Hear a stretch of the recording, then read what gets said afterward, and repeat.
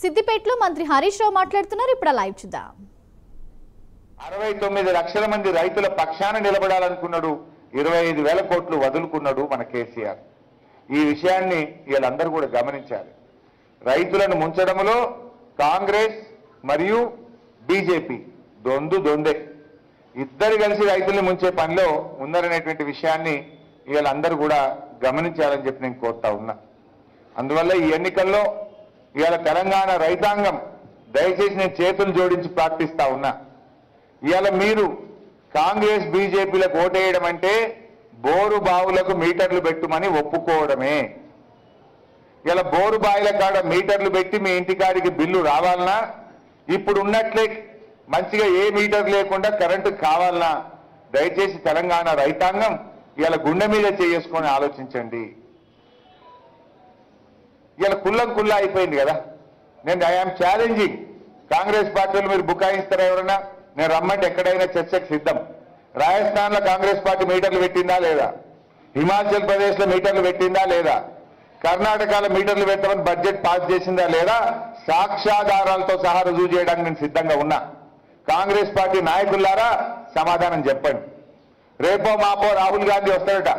ఏం చెప్తావు రాహుల్ గాంధీ? నీది జాతీయ పార్టీ.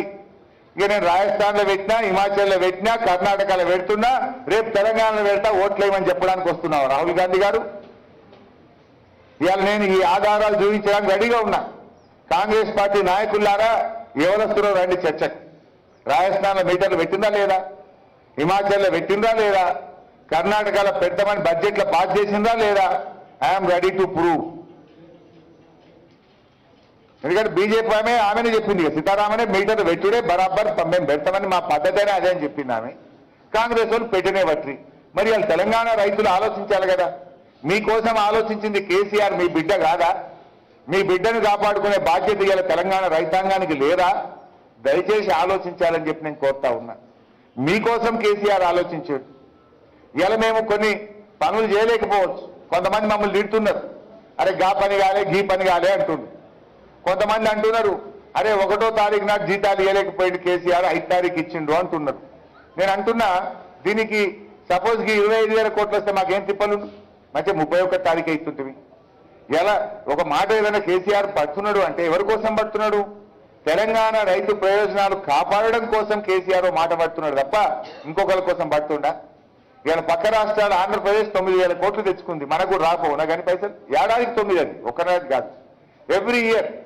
4 ఏళ్ళకెళ్ళి మన పైసలు పోయినాయి. 4 ఏళ్ళకెళ్ళి ఆ పైసలు మనకు కూడా ఈ పాటికి 4 ఏళ్ళు 28,000 వచ్చు. 4 ఏళ్ళు 28,000 కోట్లు ఈ పాటికి వచ్చి తెలంగాణకు ఏడాదికి 7,000 చిల్లర వస్తాయి మనకు. ఇవి వదులుకున్నాం కదా మనం.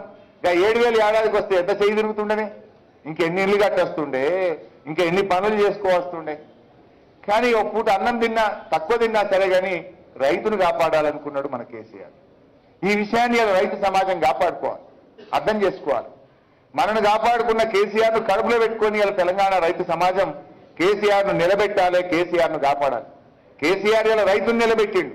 రైతులందరూ కలిసి కేసీఆర్ను నిలబెట్టాలని చెప్పి నేను కోరుతా ఉన్నా. ఇవాళ నిర్మలా సీతారామన్ గారు ఇంకా కొన్ని వ్యాఖ్యలు చేశారు.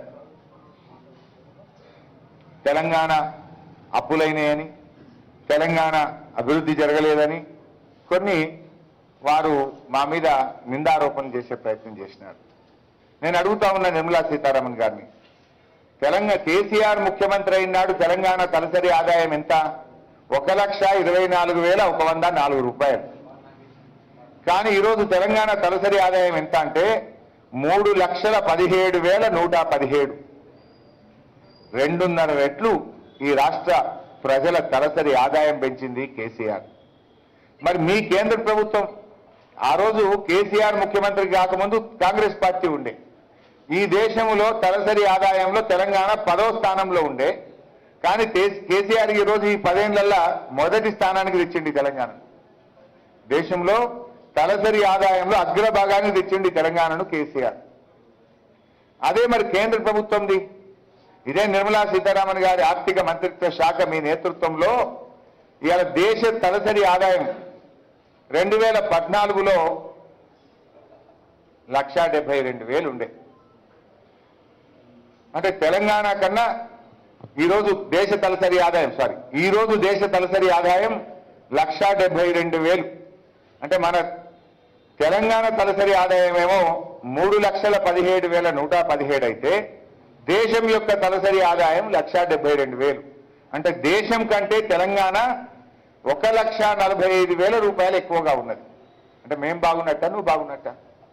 అంటే మీ పాలన కంటే మా పాలన బాగుంది. ఆల్మోస్ట్ డబల్ ఉన్నాం కదా. ఈ దేశాన్ని కేంద్రంలో మీరే ఉన్నారు, అనేక రాష్ట్రాల్లో మీరే ఉన్నారు. కానీ మీ తలసరి ఆదాయం కంటే తెలంగాణ తలసరి ఆదాయం 1,45,000 రూపాయలు ఎక్కువ ఉందంటే ఇవాళ మా పాలన బాగున్నట్లే కదా. ఇది మా లెక్కలు కాదు, మీ లెక్కలే సీతారామన్ గారు, మీ లెక్కలే. మీ రిజర్వ్ బ్యాంక్ ఆఫ్ ఇండియా, మీ కేంద్ర ప్రభుత్వం, మీ నీతి ఆయోగ్ లెక్కలే నిర్మల గారు. అంటే మీకంటే మా పాలన బాగుందని ఇలా మీరే చెప్తున్నారు. అంటే ఢిల్లీలోనేమో తెలంగాణ శబాష్ అంటారు, గల్లీలో వచ్చేమో మమ్మల్ని విమర్శిస్తారు.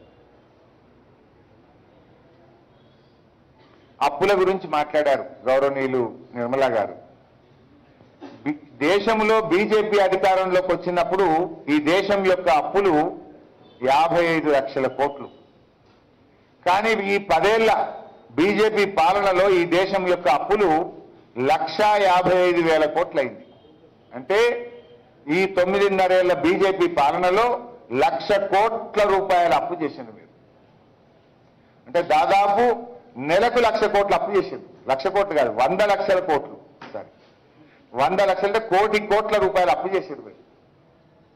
100 లక్షల కోట్ల అప్పు అంటే 55 లక్షల కోట్ల అప్పు ఉంటే ఈరోజు 155 లక్షల కోట్లకు పెరిగింది అప్పు. అంటే మీరు 100 నెలల్లో 100 లక్షల కోట్ల అప్పు చేసింది. బీజేపీ పాలనలో మీ పాలన 100 నెలల్లో 100 లక్షల కోట్ల అప్పు చేసింది. అంటే నెలకు 1,00,000 కోట్ల అప్పు చేసింది బీజేపీ. ఇక గురు కింద గింజ తన కింద నీతి తెలియదు అన్నట్టు మాకు నీతులు చెప్పే ప్రయత్నం చేస్తే ఎట్లా ఇది?